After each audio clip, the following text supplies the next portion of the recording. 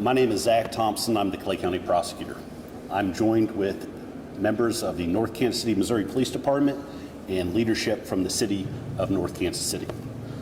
Before I begin, it is my obligation to say that the charge of an offense is not evidence of guilt and that defendants are presumed innocent until found guilty in a court of law. On March 2nd, police were dispatched to North Kansas City High School on the report of shots being fired. The investigation revealed that two groups of young men left a basketball game being played at the school a little before 6 p.m. A witness heard a person from the second group to leave yelling at the first group to leave while keeping one hand concealed. At that point, an individual from the first group drew a firearm and began shooting. At that point, three individuals from the second group then drew firearms and also began shooting. Dozens of people who had no relationship to these groups of young men were in the area when the shooting occurred. During the exchange of gunfire, two people were wounded. One was a person under the age of 18 who is not associated with either group. The other injured person was part of the first group of young men seen leaving the basketball game. Surveillance shows him falling to the ground while being shot at by several young men. He is then seen raising a black handgun and firing one time. Footage shows a total of 5 individuals from the two groups shooting firearms. Over 50 shell casings were recovered. 9mm, 10mm, 40 caliber, and 45 caliber shell casings were collected at the scene. Footage also indicates that all the individuals who were seen discharging firearms outside were in possession of loaded firearms while inside the North Kansas City High School gymnasium. I want to stress that this remains an open investigation, an ongoing investigation, which means that additional charges may be filed. I encourage anyone with any information relevant to these crimes to contact the North Kansas City Police Department.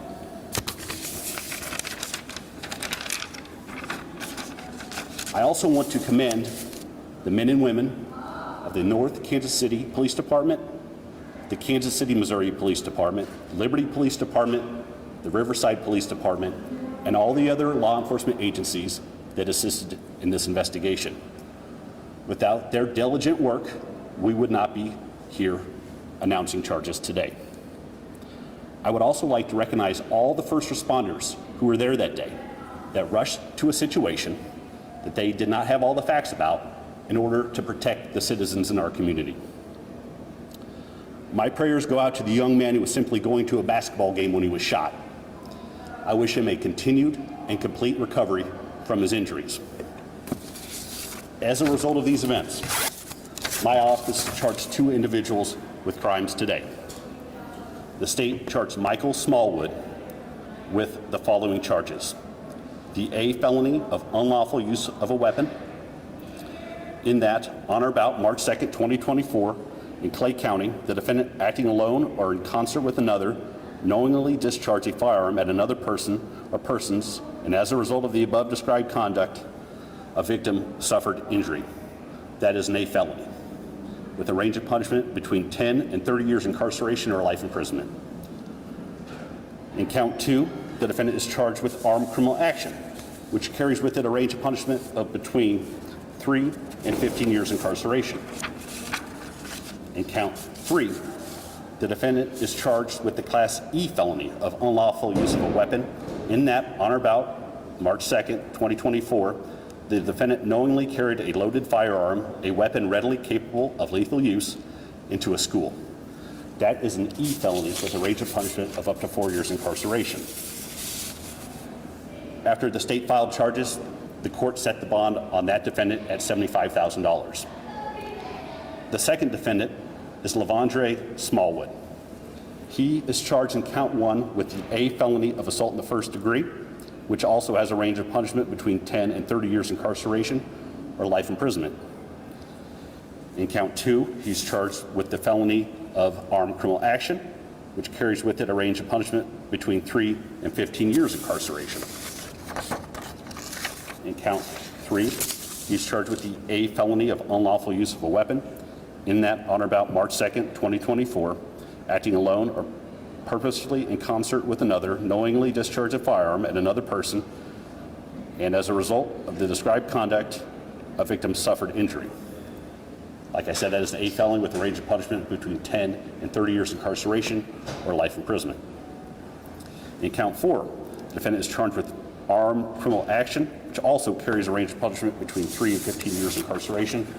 And finally, in count 5, the defendant is charged with the E felony of unlawful use of a weapon in that he knowingly carried a loaded firearm, a weapon readily capable of lethal use, into a school.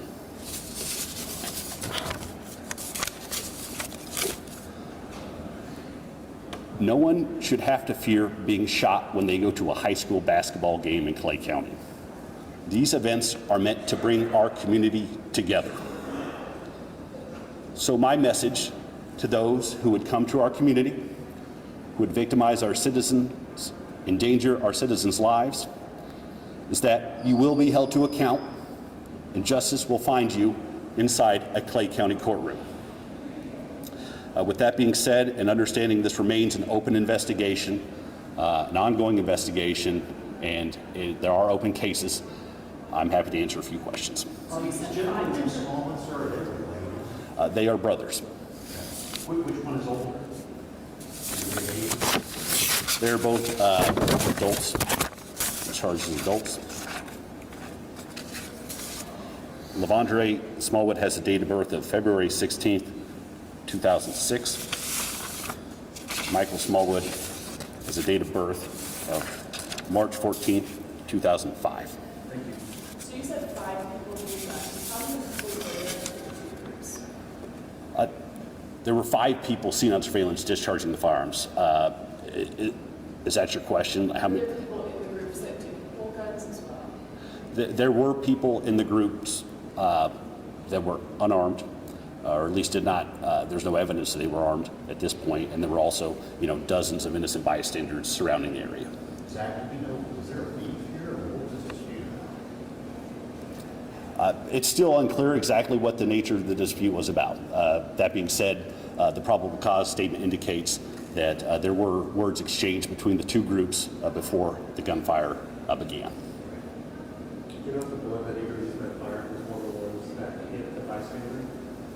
I'm sorry? Do you know if the bullet that he released that fired was one of the bullets that hit the bystander? So the investigation's ongoing. I know there's evidence at the lab being processed, so it's still very preliminary at this nature. Do you know if anyone involved was a student at the school? There's no indication that any of the parties that discharged firearms were students at the school or associated with the school directly. Were they associated with the school or the team they were playing? There's no evidence of that. So they were just out playing? That's the understanding, is they were inside the North Kansas City Gymnasium watching the basketball game, and then sometime around 6 o'clock they came outside, and that's when words were exchanged and the gunfire erupted. Do you know who these other people were? You're still trying to identify them? Well, so like I said, this is an ongoing investigation. My goal in this process is not only to protect the integrity of the investigation, but the integrity of these ongoing criminal cases. So, I don't think it would be prudent at this point to disclose that kind of information. So you mentioned that the 2 groups that were leaving, one of them had their hand concealed during the argument. Can you clarify that? Which group was the first to fire? Was the person with their hand concealed? So there were 2 groups of young men. The first group is an individual with the first group was the one to shoot first, right? And then the person I described who yelled something at that first group with their hand concealed was in the second group. Do you know if it's usually common practice for a game like a school that has kind of a security screen? So I'm unfamiliar with the security practices of North Kansas City High School. That'd be a question better directed for North Kansas City. As a prosecutor, cases like this take priority. Your hopes can you comment on your hopes of getting convictions? So my goal in this case is the same as my goal in any case we prosecute in Clay County, and that's to find justice inside the courtroom. How helpful were all of the witnesses that were inside of the gym and outside Well, so it's a complicated case. There were a lot of witnesses. I think the investigation was definitely assisted by the statements made by the witnesses at the scene. All right. If there are no more questions, I thank you for your time. So the Clay County Prosecutor's Office is not in possession of any kind of photos at this I point. will get them. Thank you. And were firearms to the scene, what kind of weapons were used?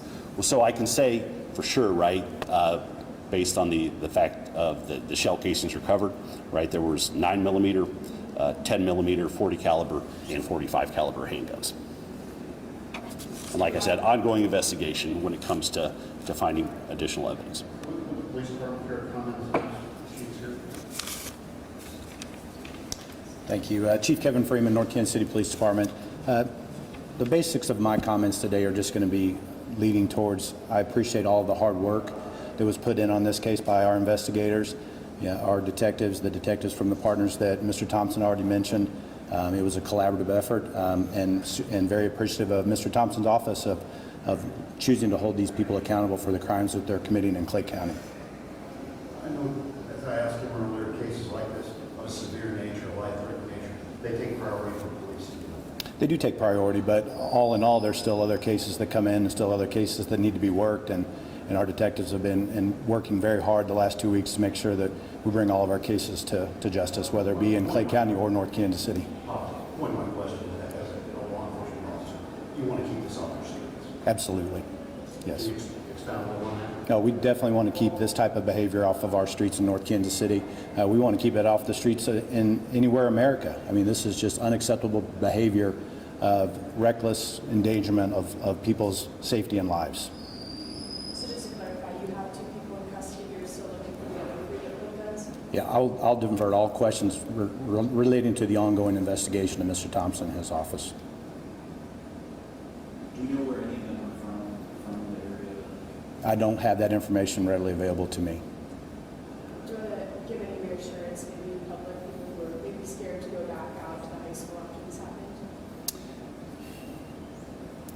I would love to. Fact of the matter is, the world that we live in today, you never know about your safety where you go. We see it all too many times right now. We saw it on the streets of North Kansas City. We've seen it in the streets of Kansas City at the Super Bowl parade. I want everybody to be able to go about their daily business safely, and it is our #1 goal to try to bring that to their desires. We have to work collaboratively with our community. We have to work collaboratively with the prosecutor's office and with our department to make sure that we can get that done. Thank you. Tomorrow's next Saturday. What assurances can you give on that with another crowd coming to Northtown? It's going to be sunny and 65 degrees, so it's one of the best weather days we've had for Snake Saturday in a few years. So we invite everybody to come out. We have taken some extra precautions for safety and security.